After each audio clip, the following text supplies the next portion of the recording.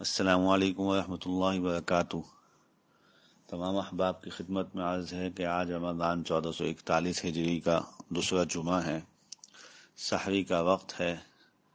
ابھی سے تمام احباب درود شریف کی کثرت کا اہتمام فرمائیں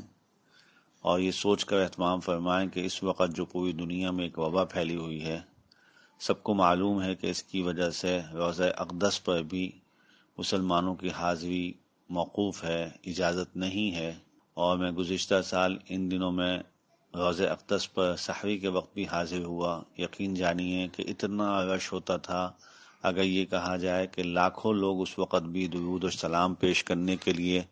پیارے حبیب سرور کائنات سرکار دو عالم صلی اللہ علیہ وسلم کے دربار میں حاضر ہوتے تھے تو غلط نہیں ہوگا۔ آج ایک بیماری اور تکلیف کی وجہ سے جب وہاں بھی حاضری بند ہے تو ہم سب کی ذمہ داری بنتی ہے کہ ہم کثرت سے اتنا درود پڑھیں کہ جو وہاں لاکھوں لوگوں کی حاضری تھی اس کے بھی ازالہ ہم یہاں سے کر سکیں، اور یہ سوچ کر پڑھیں کہ دیکھیں ہماری زندگی میں کبھی ایسا رمضان نہیں آیا، ہماری زندگی میں کبھی ایسا رمضان نہیں آیا کہ ہمیں یہ سننے کو ملا ہو یا ہمیں یہ معلوم ہوا ہو کہ رسول اللہ کے روزے پہ لوگ حاضر نہیں ہو رہے، رسول اللہ کے روزے پہ حاضری کی ابھی اجازت نہیں ہے۔ جب ہماری زندگی میں کبھی ایسا رمضان نہیں آیا تو آج ہم اپنی زندگی کا ایسا جمعہ بنا دیں، آج کا جمعہ،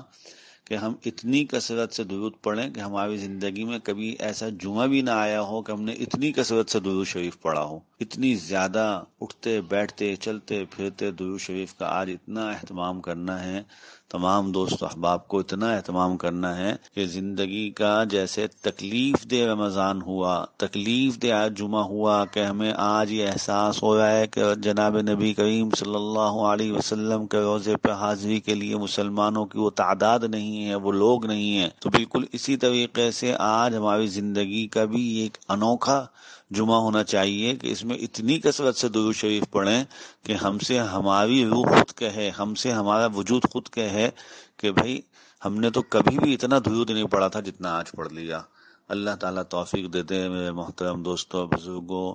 ان حالات میں، ان پریشانیوں مشکلات میں، اس رمضان کے یہ لمحات، ایک ایک رمضان کا تو ایک ایک لمحہ ویسی قیمتی ہے،